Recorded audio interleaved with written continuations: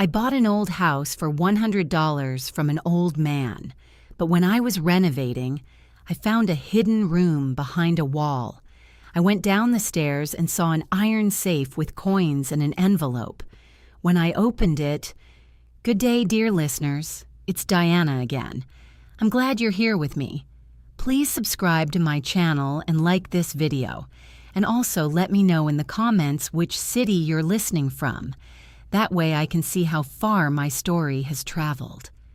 My name is Sarah Mitchell, and I was 34 years old when I made the most impulsive decision of my life. And also, as it turned out, the best one. I had been teaching 3rd grade at Millbrook Elementary for 9 years. 9 years of the same classroom, the same commute, the same one-bedroom apartment with the cracked bathroom tile I kept meaning to fix and never did. My marriage to Derek had ended 2 years prior, quietly, without drama, which was almost worse than fighting. We had simply become strangers who shared a lease. After the divorce was finalized, I packed 2 suitcases, moved into that apartment, and told myself I was starting over. But starting over, I discovered, looked a lot like standing still. I wasn't unhappy exactly. I had my students. I had my sister, Claire, who called every Sunday. I had a small vegetable garden on my balcony and a cat named Biscuit who knocked things off shelves with deliberate, magnificent disinterest. But something was missing. A sense that my life was actually mine, that I had built something that belonged to me. I wanted roots. I wanted walls I could paint whatever color I chose. That was when I saw the listing. It appeared on a local community board, not even a real estate site, just the kind of faded corkboard outside the Millbrook post office where people pin notices for lawn mowers for sale and lost dogs. The card was handwritten in a shaky but careful cursive. House for sale. 14 Birch Creek Road. $100. Serious inquiries only. Call Earl. There was a phone number.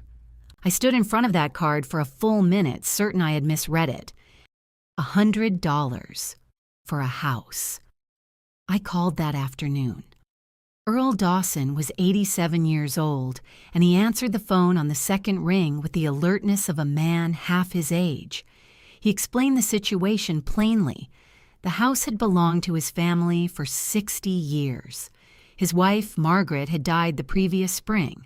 His doctor had told him it was time for assisted living, and his son had already arranged a place in Portland. He didn't want the house to sit empty or go to the bank.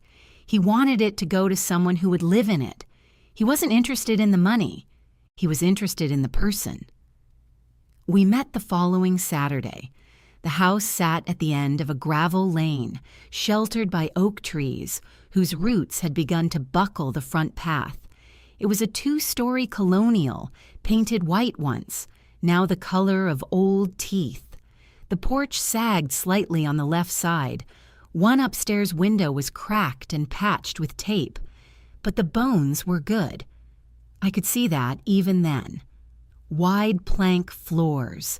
Original brick fireplace. A kitchen with a south-facing window that caught the morning light like something out of a painting. Earl walked me through every room with slow, deliberate steps, pointing out things with quiet pride. The built-in bookshelves he had made himself, the root cellar where Margaret had kept her preserves, the way the second stair always creaked, and how you learned to step over it when the children were asleep. He spoke about the house, the way people speak about someone they love. I signed the paperwork at his kitchen table that same afternoon. His hands shook slightly as he held the pen, but his eyes were steady and clear. 2 months later, I moved in. The first weeks were everything I had hoped for. Chaos, yes, but my chaos. I painted the living room a deep sage green. I replaced the cracked window upstairs. I tore out the ancient linoleum in the kitchen and found hardwood underneath, which made me feel like I had discovered treasure. I was living on a teacher's salary and doing most of the work myself, learning as I went, watching tutorial videos late at night with Biscuit asleep across my feet. It was during the third week of November that I started on the north wall of the basement. I had noticed it weeks earlier, a slight irregularity in the paneling, a seam that didn't quite match the others, a hollow sound when I knocked in one particular spot. I told myself it was probably just bad carpentry. Old houses were full of small mysteries, small imperfections, but the sound nagged at me, and one gray Tuesday afternoon I took a pry bar and began pulling back the paneling.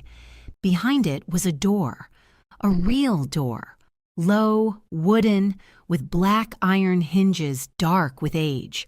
It was not locked. It swung inward on a breath of cold, still air, and beyond it, descending steeply, was a narrow staircase. I stood at the top for a long moment, my heart moving in a way I hadn't felt in years. Was I afraid? Perhaps. But curiosity was louder. I went down. The room below was small, no more than 10 feet by 12, with bare concrete walls and a single pull-chain bulb that, astonishingly, still worked. Against the far wall sat an iron safe, old and heavy, its door slightly ajar. Inside were stacks of coins, dozens of them, arranged in cardboard holders, some loose, some wrapped in cloth. And beside the safe, on a wooden shelf, lay a sealed envelope.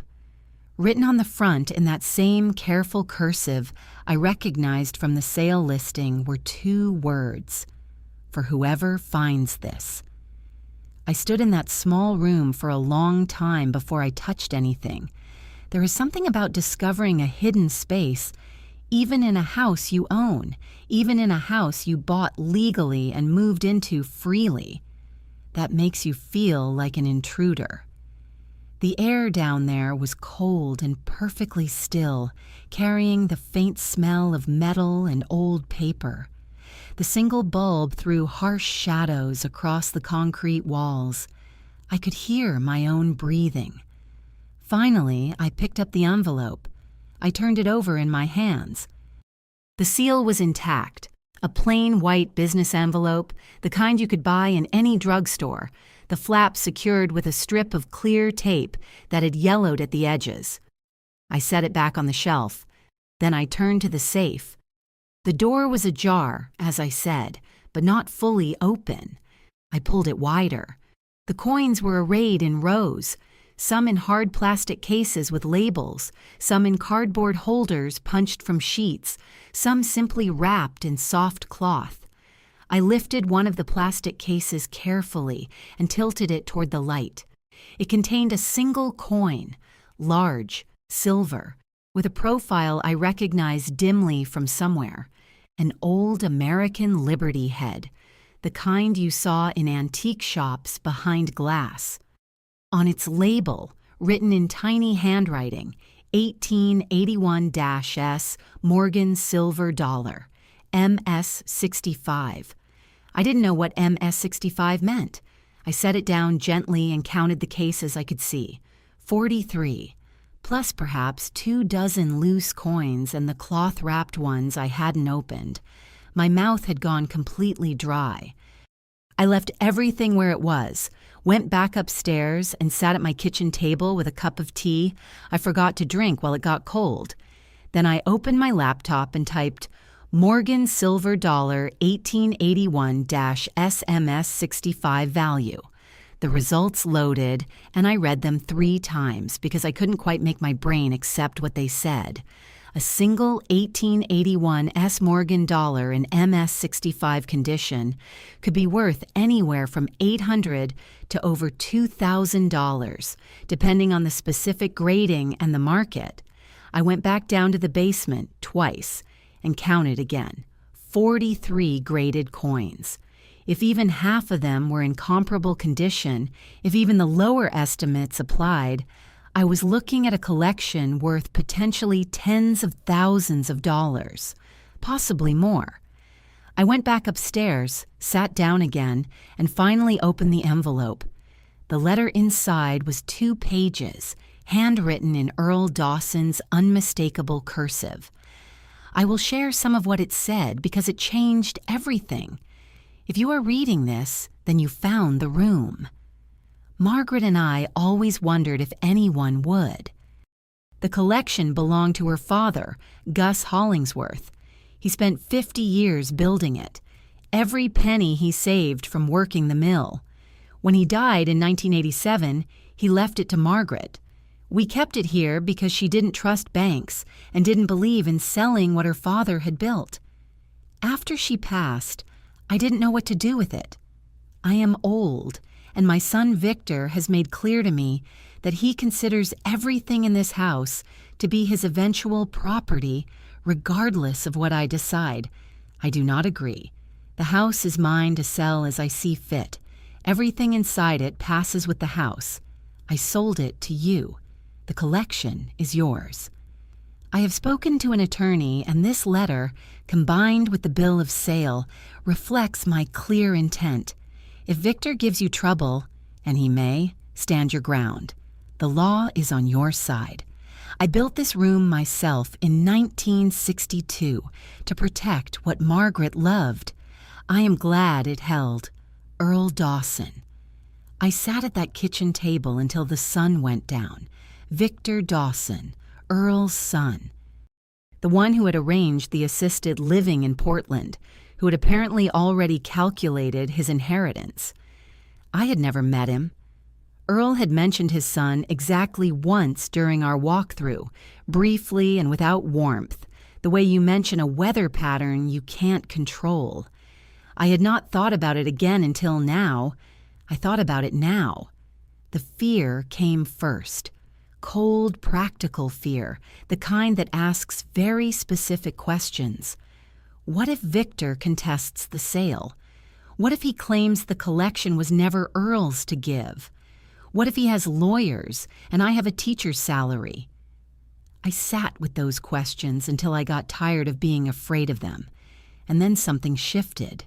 Not dramatically, not all at once. But something in me went quiet and then firm. I owned this house. I had a legal bill of sale. Earl had written a letter. The collection was inside the house when I bought it. Whatever Victor Dawson believed or wanted or intended, those were facts. My plan was simple in its first shape. Document everything before I touched it. Get the collection appraised professionally. Consult a lawyer. Make sure every step I took was documented, time-stamped, and undeniable. I went back down to the basement and photographed every coin, every label, every corner of that room. I photographed the door, the hinges, the safe. I photographed the letter, both pages in full daylight the next morning. I photographed the bill of sale. Then I made 3 copies of everything and put them in 3 separate places. I did not tell anyone yet. Not Claire, not anyone. I needed to understand what I was holding before I let anyone else know it existed.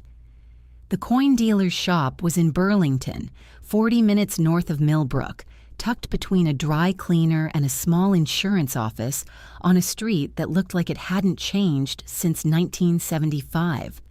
The sign above the door read, Hargrove Numismatics. Established 1978 in faded gold letters. I had found it through 3 separate recommendations on a collector's forum, which I had spent 2 evenings reading before I felt confident enough to trust it. I brought 6 coins. Only 6. A representative sample chosen carefully, 2 Morgan dollars in labeled cases, 1 Walking Liberty $50, 1 Standing Liberty quarter, and 2 loose coins I couldn't identify confidently on my own. I carried them in a padded pouch inside a canvas tote bag, which I held on my lap the entire drive as though it might disappear if I set it on the passenger seat. Thomas Hargrove was in his late 60s, with the kind of careful, unhurried manner that comes from spending decades around fragile and valuable things. He examined each coin under magnification without comment, making small notations on a legal pad. When he finished, he set down his loupe and looked at me directly. "Where did these come from?" he asked, not suspiciously, professionally. I explained. Inherited through a property purchase, a collection assembled by an earlier owner over several decades. I kept it general. He nodded as if this were not unusual, which apparently it wasn't. "The 2 Morgan dollars are exceptional," he said. "The 1881-S I'm grading at MS64, possibly MS65. I'd want a second opinion for certification, but conservatively you're looking at $1,200 to $1,500 each on today's market. The Walking Liberty is AU58 solid, 400 to 600. The Standing Liberty Quarter is the real surprise." He paused. "It's a 1916. Do you understand what that means?" I told him I didn't. It was the first year of issue. They only struck about 52,000 of them. This one is in fine 12, maybe fine 15 condition. Current auction estimates for that grade run between $8,000 and $14,000. I kept my face very still. "For 1 coin. For 1 coin, he confirmed. On the drive home, I pulled over once, in a gas station parking lot outside of Stowe, and sat with my hands on the steering wheel and breathed deliberately for about 2 minutes. Then I pulled back onto the highway. I contacted an attorney the following Monday. Her name was Patricia Nguyen, and she worked out of an office in Millbrook that I had passed 100 times without ever going inside. She was methodical and unimpressed by drama, which was exactly what I needed. I laid everything on her desk: the bill of sale, the photographs, Earl's letter, Thomas Hargrove's written estimate on Hargrove Numismatics letterhead. She read through all of it without expression, then looked up. "You have a very clean case," she said. "The bill of sale conveys the property and all contents therein. That's standard language, and it means exactly what it says. Earl Dawson's letter establishes his intent and acknowledges the collection by name as part of the transfer. You have dated photographs documenting discovery. Is there any question about Earl's mental competency at the time of sale?" I told her he had seemed sharp as anyone I'd ever met. She made a note. "I'd recommend getting a statement from the attorney Earl mentioned consulting," she said. "If he was advised before the sale, there's a paper trail. That's the strongest possible position." I found Earl's attorney through a single phone call to Earl himself. I had his number at the assisted living facility in Portland. He'd given it to me the day I moved in, pressing a small card into my hand and saying, "If anything in the house gives you trouble." I hadn't understood at the time why he'd said it quite that way. Earl was pleased to hear from me. When I explained what I'd found, he was quiet for a moment. "I wondered how long it would take you," he said. Not surprised. Waiting. He gave me his attorney's name, a man named Robert Collier in Burlington, and told me I was welcome to contact him. "Robert has a copy of everything," Earl said. "I made sure of that." It was 2 days after that phone call that Victor Dawson appeared on my porch. I didn't know it was him at first.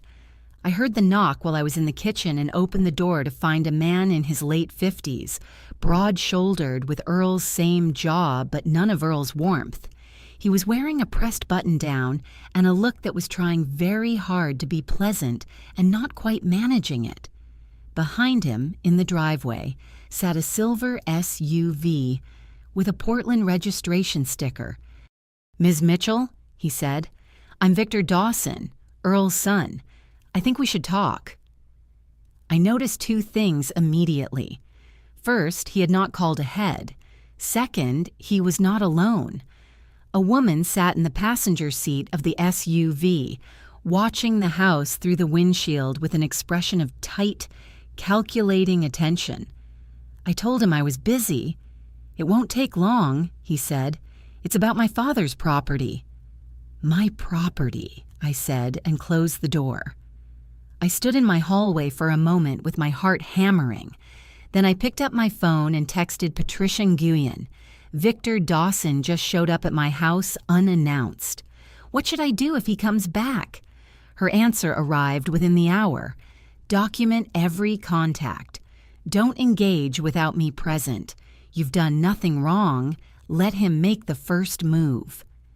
The first move, it turned out, came 3 days later, in the form of a certified letter threatening legal action to contest the validity of the sale on grounds of his father's alleged diminished capacity. Patricia called me the moment I forwarded it. "Good," she said, and she sounded like she meant it. "Now we know exactly what we're dealing with." Patricia Nguyen did not panic. I watched her for signs of it over the following 2 weeks and found none, which did more for my own composure than almost anything else. She moved through the situation the way someone moves through a room they know well, methodically, without wasted motion. Her first action was to contact Robert Collier in Burlington. His response arrived quickly.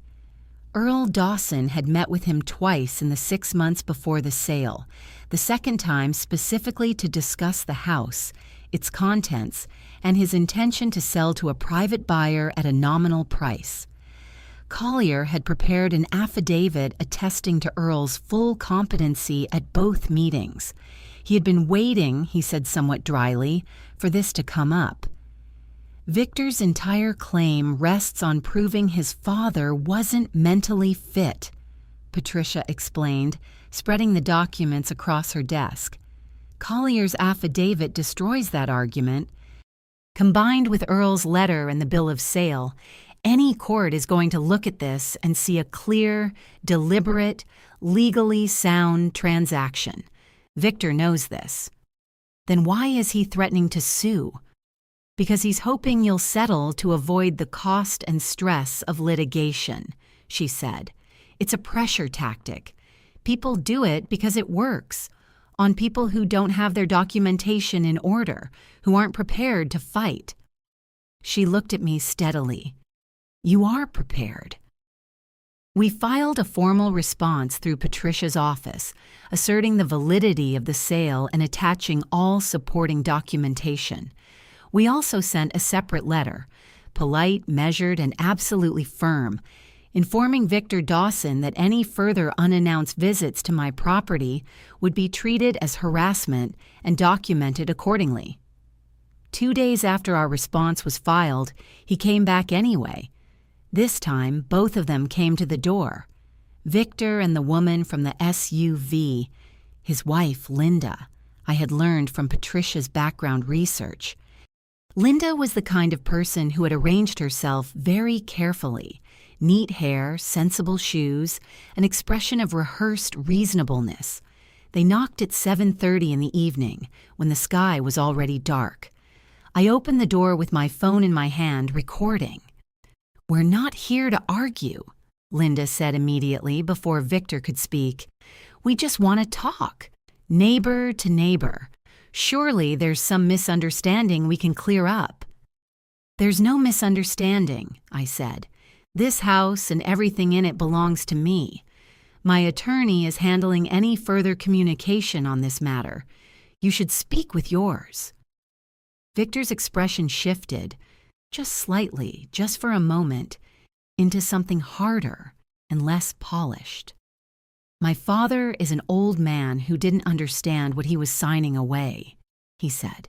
"You took advantage of him." Something went cold in me then, not angry, cold. "Your father is one of the sharpest people I have ever met," I said. "He met with his attorney twice. He wrote a 2-page letter explaining his intentions. He signed a bill of sale in full awareness of what it contained. If you believe otherwise, I invite you to make that argument in court, where his attorney, his letter, and his own testimony will be available." I paused. "Is there anything else?" Linda stepped forward. "What we're saying is that there are things in that house that have been in our family for generations." And your father chose to include them in the sale. That was his legal right. I held up my phone slightly, making sure they could see it. I'm recording this conversation. Good night. I closed the door. I heard them on the porch for another minute, low voices Victor's tight with anger, and then the sound of footsteps on gravel, the SUV starting, tires crunching away down the lane. I sat on the kitchen floor with my back against the cabinets and biscuit in my lap for about 20 minutes. Then I called Patricia and told her what had happened. She told me to send the recording immediately, which I did. She was quiet for a moment after I finished describing the exchange. "You handled that exactly right," she said. I took Patricia's advice and gave myself 4 days off from thinking about Victor Dawson. Not from living, not from the house. I kept working on the east bedroom, stripping wallpaper, finding old plaster that needed patching, physical work that used my hands and quieted my head. I drove to Burlington on a Thursday and had lunch with Thomas Hargrove, who had agreed to provide a formal written appraisal of the entire collection now that I had made the legal situation clear to him. He appraised it over 3 sessions, methodically, with the focus of a man who loved his work. The final figure on his appraisal document was $74,200. I looked at that number for a long time. Then I looked around the house I was slowly bringing back to life, at the floors I had refinished, at the kitchen window where the winter sun still fell in the morning like a blessing. I thought about the cracked bathroom tile in my old apartment, the standing still, the life that had been waiting. I let myself feel something close to peace for exactly 4 days. Then I got back to work. The call came on a Tuesday morning in early December, when I was on a ladder in the upstairs hallway painting the trim. It was a number I didn't recognize. I almost didn't answer it, but something made me put down the brush and pick up. Ms. Mitchell. A woman's voice, not Linda, someone else smooth and professional. "My name is Donna Reyes. I'm a colleague of Victor Dawson's, and I'm calling on his behalf. I wonder if you might have 10 minutes. I stepped down from the ladder and sat on the top stair. "I'm listening," I said. Donna Reyes explained that she was not an attorney. She was a mediator and estate consultant, she said, and that Victor Dawson, upon reflection, wished to explore a resolution outside of litigation. He was prepared, she said, to offer me a sum, she named it, in exchange for my voluntary transfer of the coin collection to the Dawson family. The sum was $15,000. I didn't say anything for a moment. "Ms. Mitchell?" "I heard you," I said. "The collection has been formally appraised at over $70,000. You're offering me 15. A small pause. "Victor considers that a fair starting point for a conversation. The collection is mine," I said. "It was legally conveyed to me as part of a property sale. I have documentation from both parties involved in that sale. I have an attorney, and I have a professional appraisal. If Victor Dawson wants to pursue legal action, my attorney will respond in that forum. If he doesn't, I'm not sure what there is to discuss." I paused. "Please don't call this number again." I hung up. I sat on the stair for a moment with the phone in my hand, aware of a very clear, very quiet feeling in my chest. Not triumph. It was too early for that. More like the sensation of a compass needle settling to north. An alignment. I knew what was mine. I knew what I had done to earn it. Not just the money, not just the find, but the years of careful, patient work. The teacher's salary saved and stretched, the apartment, the decision, the drive to see Earl's house on a gray Saturday, the commitment to stand firm when someone with more money and louder threats told me I should be afraid. I was not afraid. Not right then. I called Claire that evening. My sister was 40, 3 years older than me, and she had always been the one who asked the practical questions first and comforted you second, which meant that by the time she got to the comforting part, you already had a plan. I told her everything.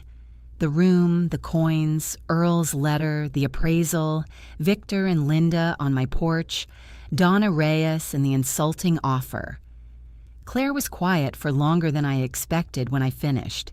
Then, Sarah, $74,000 in coins in a hidden room. I know. And you've had an attorney since the beginning. Since week 1.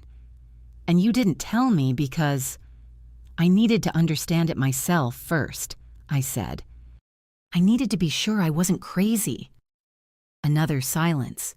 Then I heard her exhale. You're not crazy. You're also not alone in this. She paused. I'm coming up this weekend.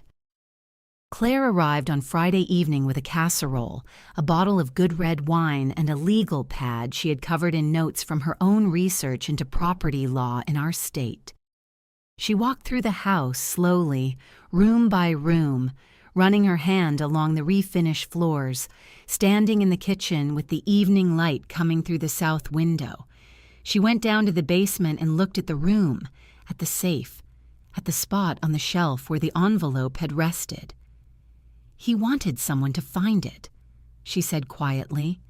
He wanted someone who would protect it, I said. We sat in the living room until midnight, drinking wine and talking through every angle. Claire was a paralegal, not a lawyer, but she understood documents and processes in a way that made her read through of Patricia's strategy both thorough and calming. She agreed that Patricia had made the right moves. She agreed that Victor's pattern, the surprise visit, the recorded confrontation, the insulting buyout offer through a third party, was the behavior of someone probing for weakness, not someone with genuine legal standing. He's scared, Claire said. People who have real legal ground don't show up at your door at 7:30 at night. They let their attorneys do the talking. She was right. I had sensed it, but needed someone else to say it. When she left Sunday afternoon, she hugged me in the driveway for a long time. Call me every day, she said, or I'll just move in. Don't tempt me, I told her. I went back inside and stood in the kitchen for a moment, looking at the south window, at the winter light, at the house that was quietly, steadily becoming mine. They came back on a Saturday in January, 2 weeks after Donna Reyes's call. This time, Victor called ahead, which surprised me enough that I almost took it as a good sign before I caught myself. He called Patricia's office first and was told that any communication should go through counsel. He called my cell phone an hour later. I let it go to voicemail. The message he left was careful and measured, almost unrecognizable as the man who had stood on my porch with his jaw tight and his hands balled at his sides. Ms. Mitchell, this is Victor Dawson. I wanted to reach out personally. I think we've gotten off on a bad foot, and I'd like the chance to correct that. Linda and I will be passing through Millbrook next Saturday, and we'd welcome the opportunity to sit down with you. Just as neighbors, no legal talk. I think if we can speak like adults, we might find a way forward that works for everyone. Please call me back. I forwarded the voicemail to Patricia. Her response, you don't have to meet with them, but if you choose to, do it somewhere public and neutral. Take notes afterward and send them to me immediately. Do not let them into the house. I chose the Millbrook Diner, a booth by the window, a Saturday morning in January with the parking lot half full, and Ruthie behind the counter who had worked that shift since I was 6 years old visiting my grandmother. Public, neutral, and very small, which meant anything said at normal volume could potentially be heard by 3 other tables. Victor and Linda arrived exactly on time. He wore a fleece vest over a collar shirt. She wore a pale blue sweater and carried a canvas bag that she set beside her like a prop. They both smiled at me when they slid into the booth, and both smiles were the kind you could see the effort behind. "We appreciate you agreeing to meet," Linda said. "Of course," I said. Victor folded his hands on the table. "I want to apologize for how this started. I was upset. My father is in a care facility. We're dealing with a lot of grief and family stress, and I reacted poorly. I know that." He met my eyes. He was very good at appearing sincere. "My father means everything to me." I nodded. "We've been thinking about what matters here," Linda said, picking up smoothly where Victor paused. "And what matters is family. What matters is what Earl built over his lifetime, what his wife's family built." She tilted her head slightly. "Don't you think there's something uncomfortable about a collection that Margaret's father spent 50 years building, sitting in the hands of someone who never knew the family?" There it was. I recognized it for what it was. Not an argument, an appeal, an attempt to make me feel guilty for something that was not my fault, to introduce an emotion that would make me easier to negotiate with. "I think Earl made a very clear decision," I said. "I respect it." "He's 87, Victor said, still quietly. "He gets confused. He doesn't always remember what he's signed." He paused. "I'm not saying that to be cruel to him. I'm saying it because it's true."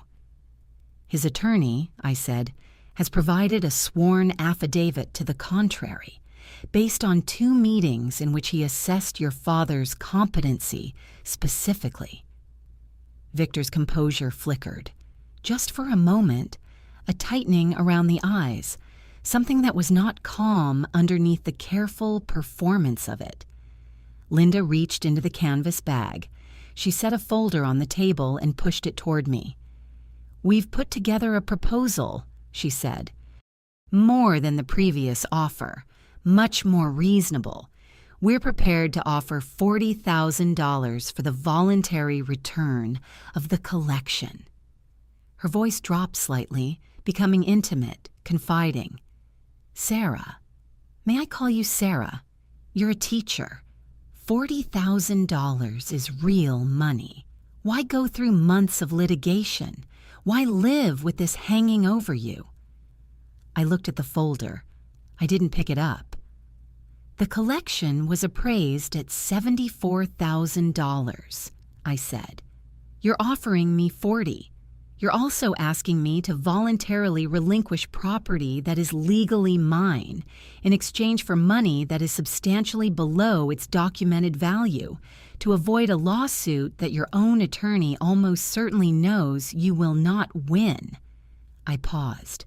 "That doesn't sound like a reasonable proposal. It sounds like a better phrased version of the first one." The dining room was very quiet around us. Victor set both hands flat on the table. "You realize," he said, and now the careful voice was gone. Now there was something underneath it like gravel. "That we can make this very difficult for you. Courts take time. Litigation is expensive. You're a public school teacher. You don't have the resources to fight this for a year." I looked at him for a moment. "My attorney works on contingency for cases this clear," I said.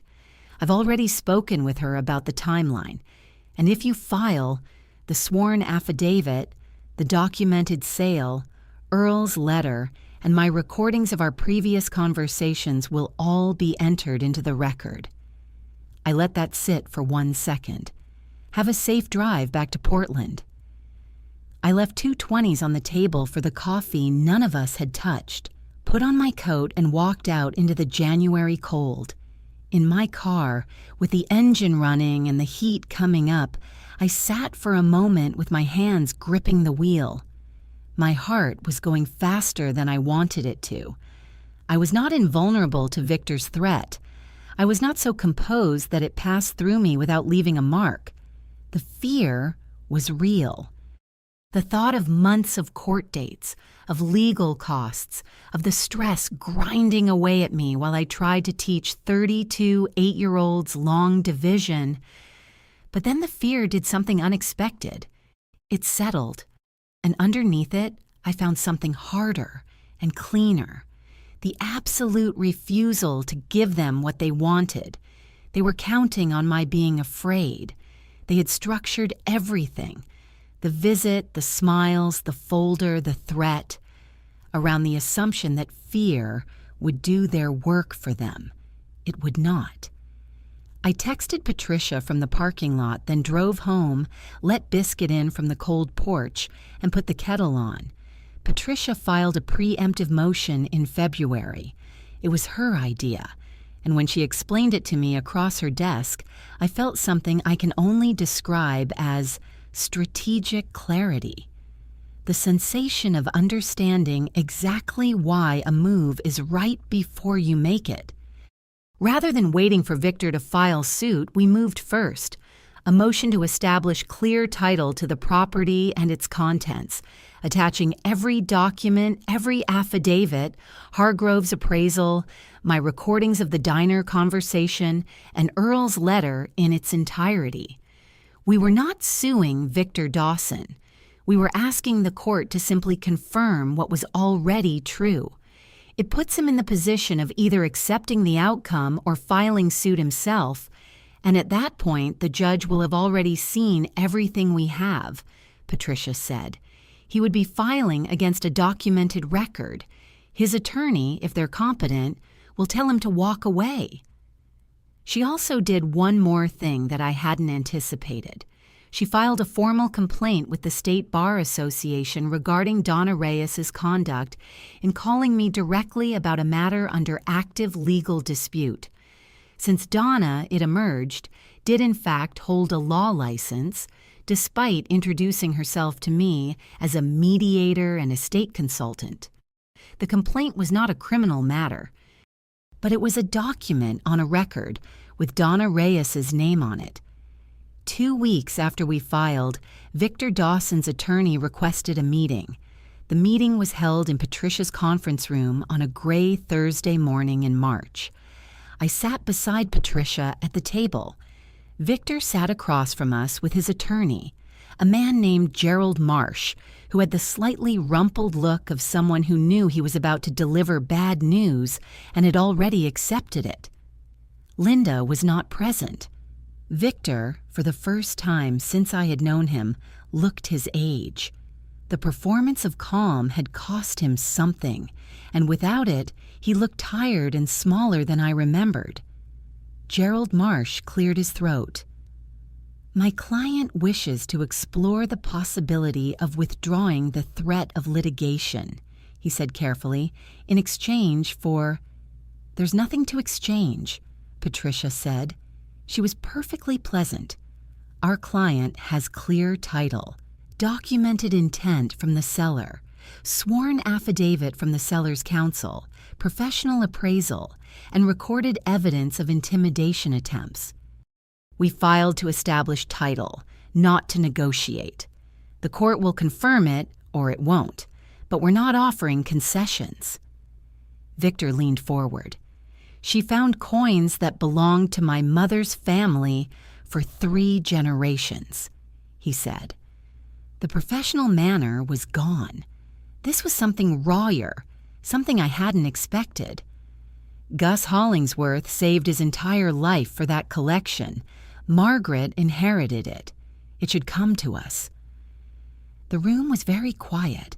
I looked at him, really looked at him, and allowed myself a moment to hold both things at once. The fact that his grief was probably real, and the fact that it had no legal standing whatsoever. Grief was not the same as ownership. Loss was not the same as entitlement. Earl had made a choice about what happened to the things he owned, and that choice had been legal and clear and carefully prepared for. Your father made his decision, I said. I understand that's painful, but he made it. Victor's expression went through several things in quick succession. Then something collapsed in it, and what was left was mostly exhaustion.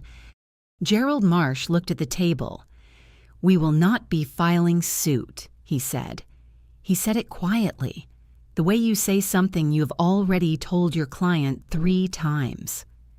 Victor stood up. He looked at me for a moment.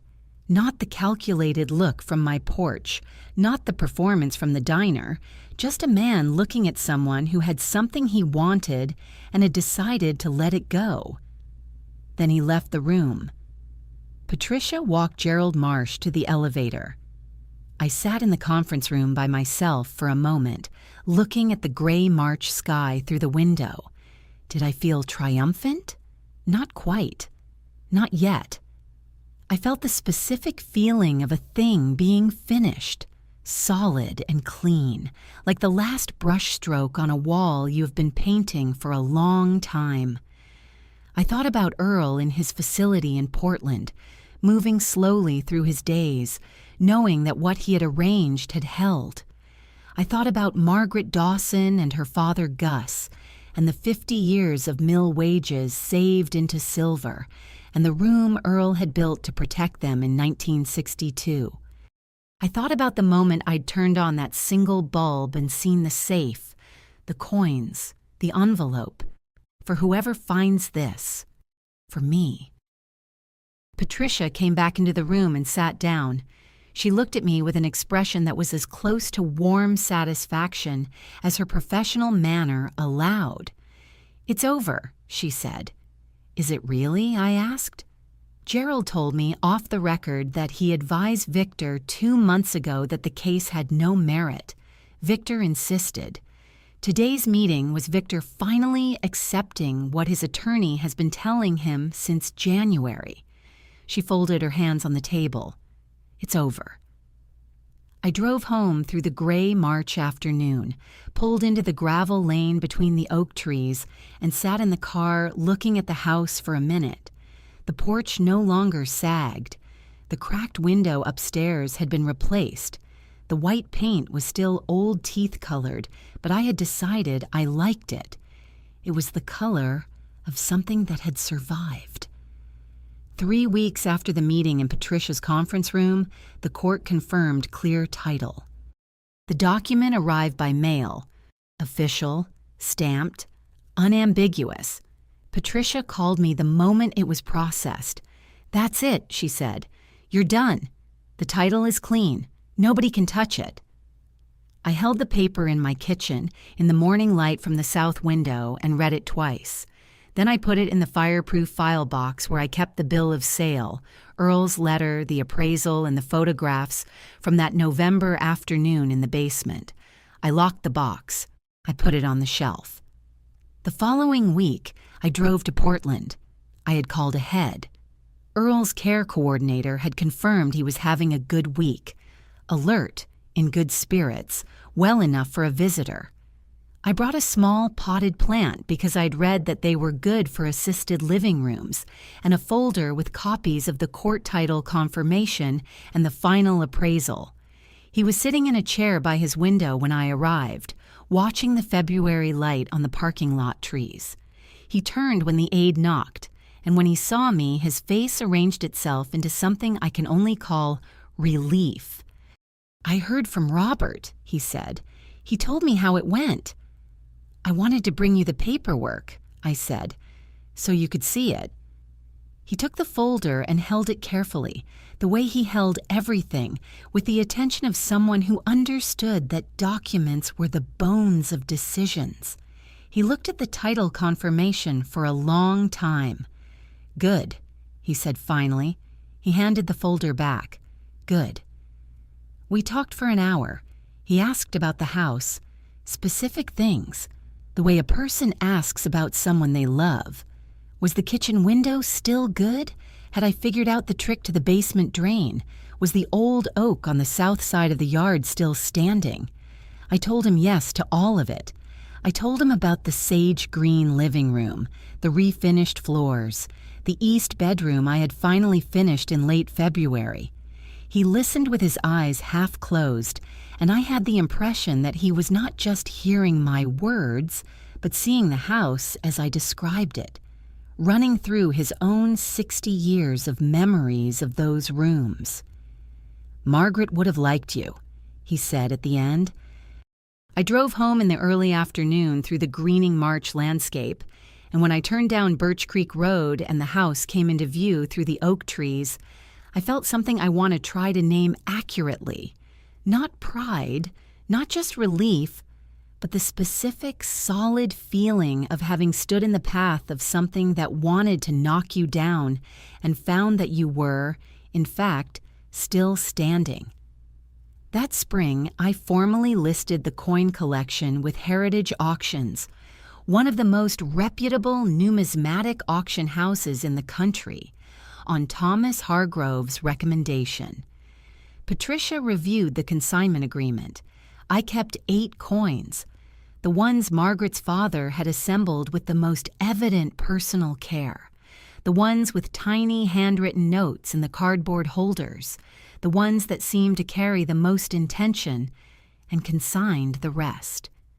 The 1916 Standing Liberty Quarter sold at auction for $11,400. The 2 MS-65 Morgan dollars went together for $3,200. By the time the final settlements cleared in June, the total from the auction came to $61,800 after fees. I paid off the small personal loan I'd taken to cover legal costs. Patricia's contingency arrangement had handled the bulk, but there had been appraisal fees and filing costs. After everything, I held $57,300, free and clear. I sat in my kitchen for a long time with the wire transfer confirmation on my screen. Then I transferred $20,000 to a separate account, the beginning of a proper renovation fund for the house. The rest I put in a high-yield savings account and let it sit, earning interest while I decided what came next. What came next, that spring, was the house. Always the house. I replaced the porch boards. I had the oak trees properly trimmed. I painted the exterior. Not white, not quite, but a warm cream that looked like it had always been that color and always would be. I hired a local carpenter to restore the built-in bookshelves Earl had made himself, using matching wood, and he did it so well that you couldn't tell where the original ended and the repair began. On a Saturday in late April, I stood on the front porch with a cup of coffee and looked at the gravel lane and the oak trees and the mailbox with my name on it, S. Mitchell, and felt for the first time in a very long time that I was exactly where I was supposed to be. The year that followed was the quietest and fullest I had known since childhood. I kept teaching. I had never planned to stop, and the money didn't change that. My students were the same 32 8-year-olds who needed someone to explain fractions and listen to them read aloud, and I was still the person who did that. But now I came home each afternoon to a house that was genuinely, progressively mine, not a place I was enduring while I waited for something else, but a place I had chosen and fought for and was steadily making beautiful. Claire visited every month or two.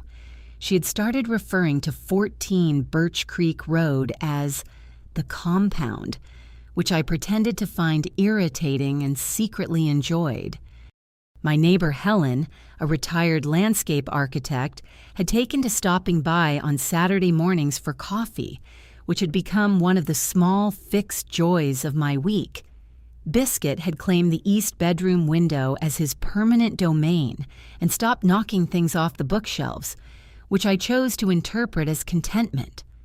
I called Earl once a month. He was thinner and slower by midsummer, but his mind stayed sharp, and he still asked about the south oak and the kitchen window every time. I sent him photographs when something notable changed in the house. His care coordinator told me he kept them in a folder on his bedside table. The 8 coins I'd kept from the collection sat in a small mahogany display case on the living room shelf. Sometimes in the evening, I sat across the room and looked at them, not as money, or not only as money, but as the history they carried. Gus Hollingsworth, 50 years of mill wages, the careful love of a man building something with patience he trusted his family to understand. As for Victor and Linda Dawson, I learned what I did through pieces. Some from Patricia, some from Earl, some from the kind of small-town information that moves through communities like water, without anyone quite choosing to send it. Victor and Linda had retained Gerald Marsh through the full period of our dispute. The legal fees had been substantial, and Patricia mentioned this to me once, factually. They spent significantly more than they would have accepted in a settlement, fighting a case they were advised they couldn't win. The business Victor ran, a mid-sized property management company in Portland, went through a difficult period that spring, compounded by a contract dispute with a former client that looked like more legal trouble than the original Dawson matter had been for me. Linda had been the driving force behind the idea that the collection could be reclaimed. Victor had been grief and habit. Linda had been strategy. Strategy had not worked. By early the following year, I heard that Linda had moved out of the Portland house. I didn't seek out that information.